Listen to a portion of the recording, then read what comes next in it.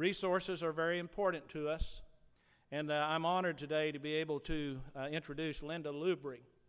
And I've known of Linda, but in the last 3 years I've had the opportunity to work closely. She's so busy that we don't spend lots of time together, but I have her direct line and she has mine, and we do speak on occasion.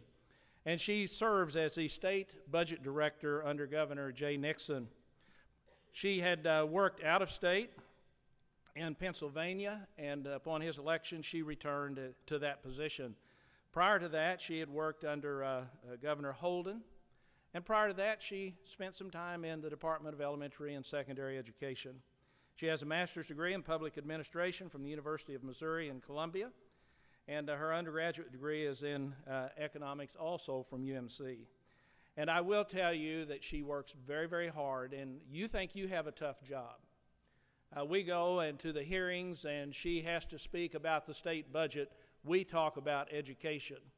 But she's front and center as we deal with all of the elements of the budget.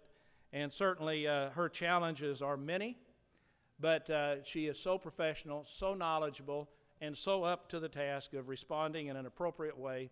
We're honored to have her in the position in the state of Missouri, but more honored to have her here today to speak to us.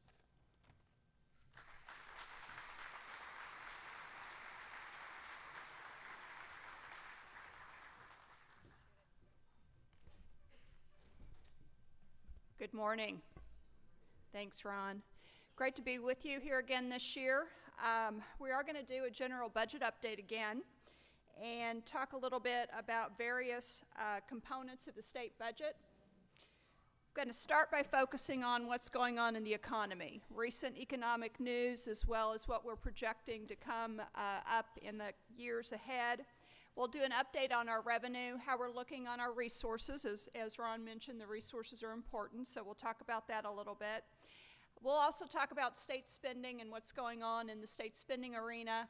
And then finally, and probably most importantly, we're going to talk about what's ahead, both for the current fiscal year as well as expectations for future fiscal years. So that'll be the focus, but I do think setting up some of the background is important, so we'll start with that. On the economic data side, for those of you who've been here before and have heard me talk about the budget before, you've heard me say this. The revenue side of our budget is very much dependent upon the individual income tax, and so personal income and personal income growth are kind of the key things that we look at when we are looking at how our revenue is doing.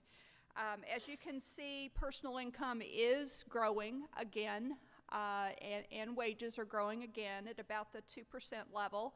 Not stellar growth below historical averages, but at least above zero. And of course, for many years that I've been up here recently talking to you, we didn't have that to say. So we are seeing some growth, which is the good thing. You will see kind of a blip up there at the towards the end of 2012, a little blip up. That is basically driven by one-time investment income, which I'll talk about a little bit more here in a bit. We are expecting, as far as the expectations on what we'll see here, is that this will slow down a little bit and then hopefully begin to pick up again in 2014. That's the expectation of the national economists. U.S. Unemployment rates. We really normally mirror what's going on in the United States as a whole as far as Missouri unemployment.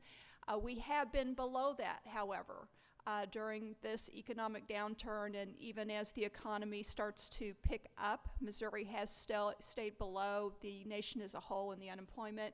You'll see that we're hovering between that 6 and 7%, about 1% below the national unemployment rate. Inflation, still very moderate. If you listen to the Fed at all, this is something they're watching as they decide what they're going to do on monetary policy. It is staying very moderate, both in the core CPI as well as CPI overall. Core CPI, of course, excludes things such as the energy and food costs, so it is less volatile than the CPI overall, which bounces around a lot with fuel costs. I'm going to turn to the revenue side. This is the pie that shows our net general revenue collections for the year that just ended. So we'll start by talking about our fiscal year for those of you who are not as used to dealing with the state budget. The fiscal year in Missouri runs from July 1st through June 30th. We are currently in the fiscal year 2014 budget. This depicts what actually happened last fiscal year, which was fiscal year 2013. And this is our state revenue pie. It hasn't changed a lot, but you'll see the individual income tax, the big slice of the pie, at $5.5 billion and 68% of the total. It's a little bit bigger than it has been in the past. Had been hovering around 65–66%, but in fiscal year 2013, it became a bigger proportion of the overall for a couple of reasons. One, the next pie slice down, your sales tax at $1.87 billion. That piece of the pie at 23% is actually a little bit smaller than what we would have seen in the recent past. Sales tax are simply not growing as fast in this national as the economy picks back up, lagging behind quite a bit, which I'll talk about a little bit again more later. The other pieces of the pie, corporate at 5, and then some other smaller pieces of the pie. The corporate piece of this will go down. We are phasing out the franchise tax in the state of Missouri. That's a cut that happened a couple of years ago. That piece of the pie will get smaller as we go forward. This is a historical look at those revenue collections. The top bar with the blue is projections based on where we would have been absent the national economic downturn. So it goes through actuals, the orange piece of that, through fiscal year 2008 and looks at what our revenue actually was those years, and then projects forward from that at a 3.5% growth rate, which is typical. That is slower than it used to be a decade ago, but is certainly typical for the last decade of growth for our state general revenue funds, about 3.5%. The blue bar then projects that out through 2013. The orange bar is what we actually saw each of those years, so you can see the difference between where we would have been and where we were doing during those years. Fiscal year 2013, again the year that we just ended, did pick up. We did look better that year. You can see we had a spike back up to getting us a little bit over $8 billion. Which is good, but that's still about $1.4 billion below where we would have been absent the economic downturn. The Hancock gap. For those of you who've worked in the state capitol or in state budget land for a while, you'll know what the Hancock Amendment is. It puts a cap on how much income we can earn in the state of Missouri. If we exceed that cap, we actually write little checks back out to taxpayers. Did that for a few years back in the late 1990s. This is based on personal income. Right now, our general revenue collections are $3.7 billion below where they could be based on that cap. Another way to look at that is to compare our revenue collections to personal income. Our general revenue as a percent of personal income has been going down very precipitously over the economic downturn, getting down to the 3.1–3.2% rate. We were averaging closer to about the 3.5–4%, so we are well below where we would have been in terms of general revenue being a proportion of Missourians' personal income. This is a look at general revenue collections and tax credit redemptions. You may know that there's been a lot of discussion in the state capitol building about whether or not we ought to rein in the cost of tax credits in the state of Missouri. They have eaten up a pretty significant portion of our revenue. They basically come off the top. So before we decide how much to spend on debt, which is a given, by the way, how much we spend on K through 12 or higher education or anything else, first, right off the top, are tax credits, and obviously those have been growing. We do think that growth will slow down a little bit, but then probably pick back up again as the economy kicks back up. How are we doing? Well, fiscal year 2013 looked pretty good. We were expecting growth of 4.8% in our general revenue collections, so 4.8% growth expected. We actually collected 10%, so we did end up a little bit higher than expected. If you pull that apart a little bit, our individual income tax was forecast to grow 4.4%. We ended up 11.7%. I'm going to talk about that a little bit more here in just a second. Sales tax, as I mentioned previously, did not do so well. Sales tax, we forecast at 2.2% growth, only saw 1.4% growth. That's not unexpected, or it's not unusual, I should say. Other states are experiencing the same thing. People are still hesitant to part with their money, particularly for anything that's not absolutely essential. So sales tax are still lagging well below where they would typically be. The biggest growth in that individual income tax line was in what's called declarations and remittances. That is not the money that your employer withholds from your paycheck. That is you earning investment income or other types of income and remitting money to the state.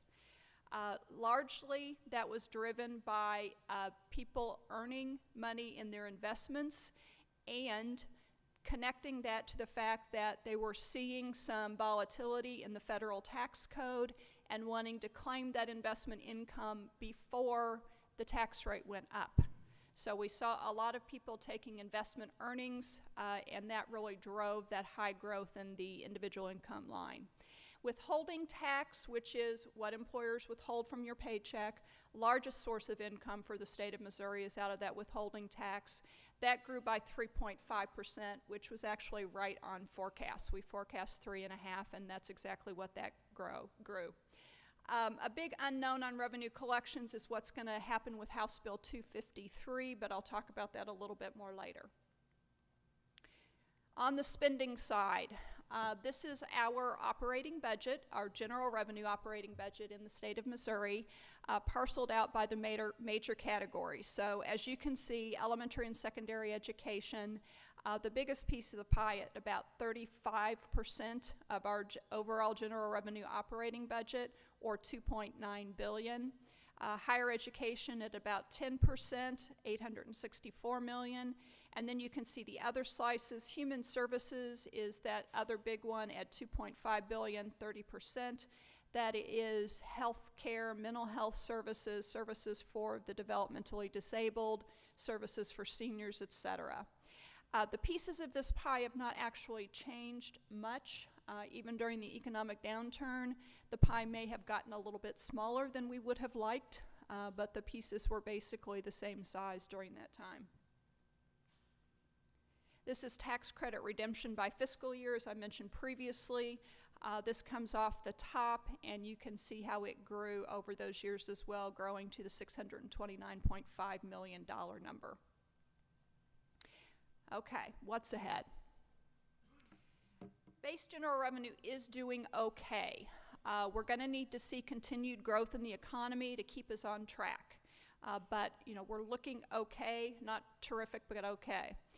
We have general revenue growth projected for fiscal year 2014 at 3.1%. As I mentioned previously, that higher growth in fiscal year 2013 would typically mean that we're going to have an easier time getting to our fiscal year 2014 number because you'd be growing from a higher base.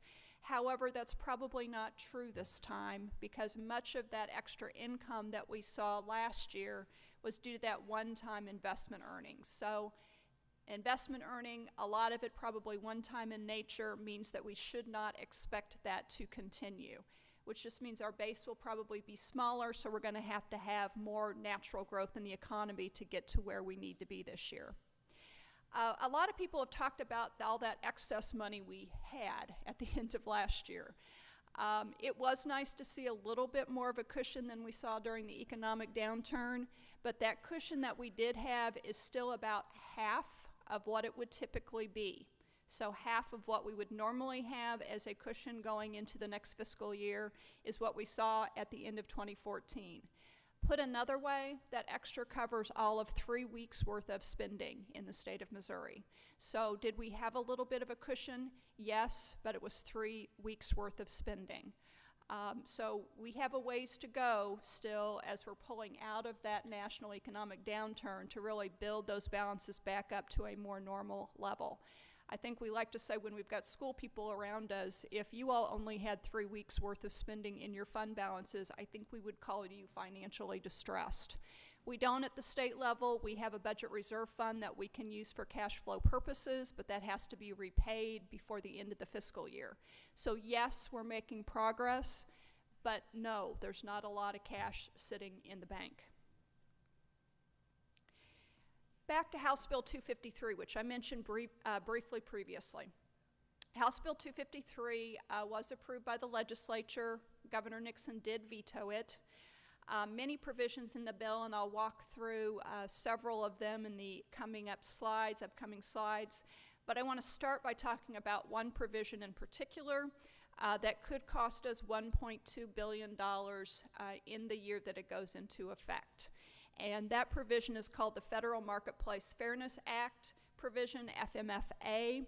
And what that provision does is tie a reduction in our individual income tax. So we'd go from a maximum rate of 6% down to 5.5%, so a 0.5% reduction, immediately upon Congress enacting the Federal Marketplace Fairness Act. The 3 leading rating agencies just recently suggested that they are watching us closely because of House Bill 253 and the potential impact that that one provision could have on our revenue collections. A little bit more about that provision. As I said, we would have an automatic tax reduction if that Federal Marketplace Fairness Act, FMFA, were enacted. The Senate at the congressional federal level has already approved that bill by a vote of 69 to 27. Senator McConnell said it was one of the highlights of where the Senate was able to come to agreement on something. So he pointed it out as a major achievement of the Senate. It has not yet passed the House. We don't know when or if it will. We do know that they've had hearings on it. The big issue around this is it's an internet sales tax, and it is intended to help local businesses compete with internet sales. So local businesses have to collect sales tax. This bill would require those same sales tax be collected and remitted by internet sellers. And again, it would reduce our maximum rate from 6% down to 5.5% on our individual income tax. We expect that in the first year to cost us about $300 million, more going forward. The particularly concerning provision is the way that House Bill 253 was written. It would allow for that tax cut to happen retroactively for another $900 million potential cost, or as I mentioned previously, $1.2 billion in the year that it goes into effect. So that is obviously the most immediate concern about House Bill 253, that provision. But there are other issues with House Bill 253 that we have to look at as we're considering our budget for the current year as well as future years. One is the eventual cost of that bill is estimated at $800 million when it is fully phased in, and that will take a few years for it to get to that point. There has been some discussion about triggers in the bill really protecting against tax cuts if revenue's going down. The problem is those triggers do not apply to everything. So some major pieces of that bill happen regardless of what's happening with income. So as I mentioned previously, that FMFA, Federal Marketplace Fairness Act provision, happens regardless of what's going on with our own income. There is a pass-through income tax cut that will eventually cost $260 million. That happens regardless of what's going on with our revenues, so it's not subject to the triggers.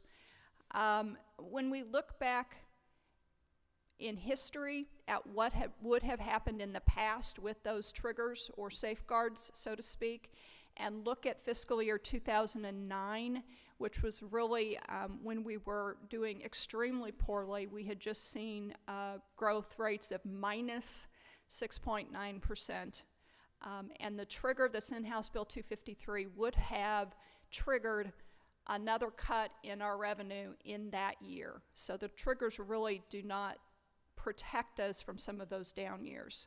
And then the final thing, the way the bill is written, the triggers do not take into account refunds. It just takes into account collections. In the state of Missouri, we bring money in, but people tend to pay us too much for whatever reason. Some people actually like to. It's like a savings account for them. We end up refunding over $1 billion worth of what we collect every year. In fiscal year 2010, we refunded $1.5 billion in our collections after we took it in. That's what we owed back out to taxpayers. A formula that excludes us considering refunds really does not provide a whole lot of protection in the state of Missouri. And those refunds can swing quite dramatically. In fiscal year 2010, typically based on what revenue we collected that year, we would have seen refunds of about $1.1 billion or so. Instead, we saw refunds of $1.5 billion. House Bill 253 and education, so more specifically for the people in this room. Once fully implemented, House Bill 253 will cut general revenue by about $700 million based on what the legislature predicted. So in what's called their fiscal note, which is the fiscal analysis of their bill, the projection was that revenue would be cut by about $700 million when fully implemented. There are several higher estimates. Our estimate is closer to about $900 million. I've seen estimates anywhere from that $700 million range up to $1.2 billion. K through 12 funding is, as you are aware, highly dependent on general revenue in this state. So it is, as you saw on the previous chart, about 35% of our general revenue goes to K through 12. So if you just look at that cut of $700 million and ask how much would that reduce funding for education relative to what it would have been, so we're talking about relative to what it would have been, you would see a reduction of about $260 million. If that $1.2 billion provision goes into effect, that Federal Marketplace Fairness Act, that $1.2 billion immediate cost to the state of Missouri, K through 12's proportional share of that would be $450 million. Before I get to this other issues, I do believe some of you have seen a chart that kind of spells out what that would mean for each of your districts. If you haven't, it's my understanding that the association does have that available for you if you would like to see it.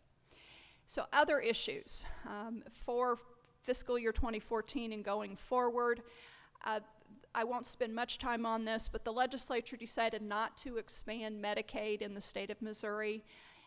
The expansion of Medicaid in Missouri would actually save us general revenue money because we could convert services that we currently provide with 100% general revenue to 100% federal.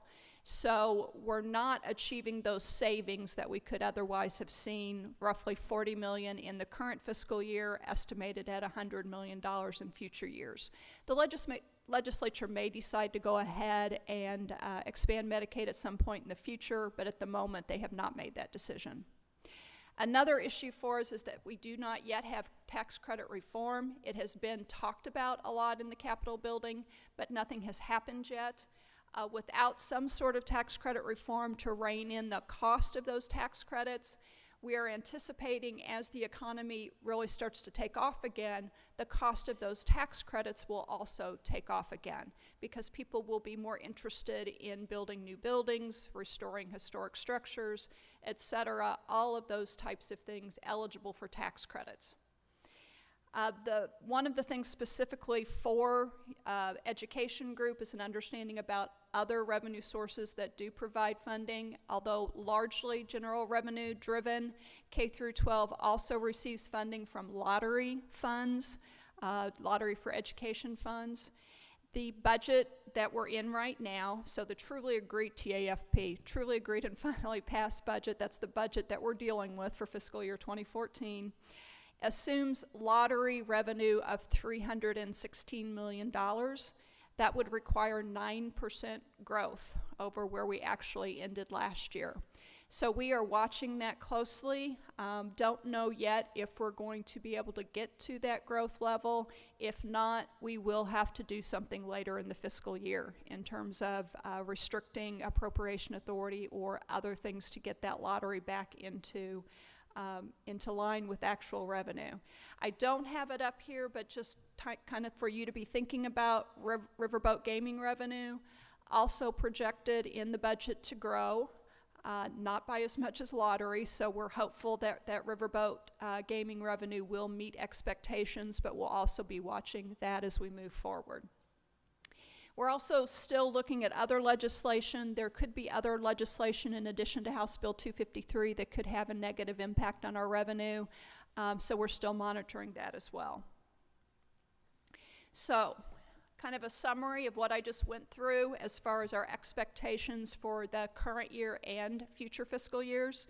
We are seeing positive signs in the economy, so we are hopeful that our base revenue will continue to grow. We'll continue to see an increase in our withholding tax.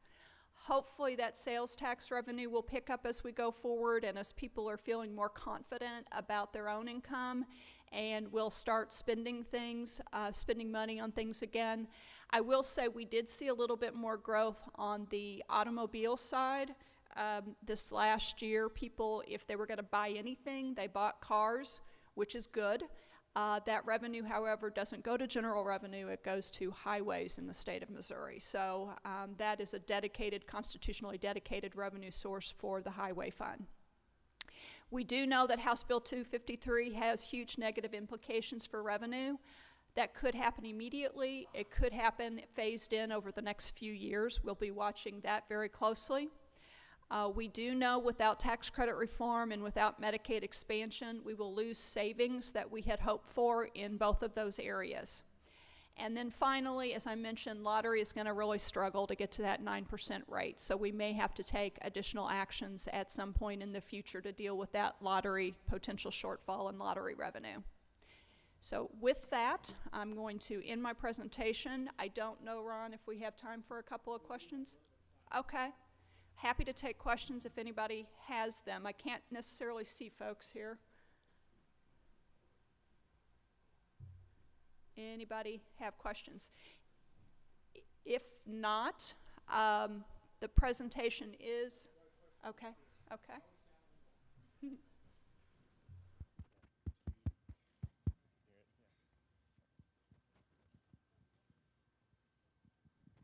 Linda, thank you. I know you're not an expert in Kansas. Can you tell us how Kansas is doing? I can give you a little bit of an assessment. I do know that based on their tax cut that they enacted, they ended up needing to come back and raise revenue because they had even less money than they were expecting. So they did cut some of their tax sources, but then they came back and enacted a tax increase that was supposed to generate about $780 million. So a tax cut followed by a tax increase, which I'll go back to here in just a second and explain how that does not work in the state of Missouri. I know that they have seen some job growth, but it's been lower than the job growth here in the state of Missouri. I know that they did recently have some of their debt downgraded because the rating agencies were concerned about their ability to pay all of their debt. So a debt downgrade, jobs kind of sluggish, a big hole in their budget, a tax increase to help offset some of that. Here in Missouri, if the legislature decides to implement a tax cut, they can do that. What they can't do is then come back and try to increase taxes the next fiscal year. We have a little provision called affectionately the 18E provision in our state constitution, which limits the General Assembly's ability to increase revenue to about $90 million. So if indeed we saw ourselves facing a hole of $800, $900 million like the state of Kansas did after their tax cut, the legislature cannot come back then and enact a tax increase like they did in Kansas. So I think that's a big significant difference between the tax policy reality in Kansas and here in the state of Missouri. Anybody? else? I don't see any, unless Ron, do you? Okay. Thank you. Appreciate the opportunity to talk to you this morning.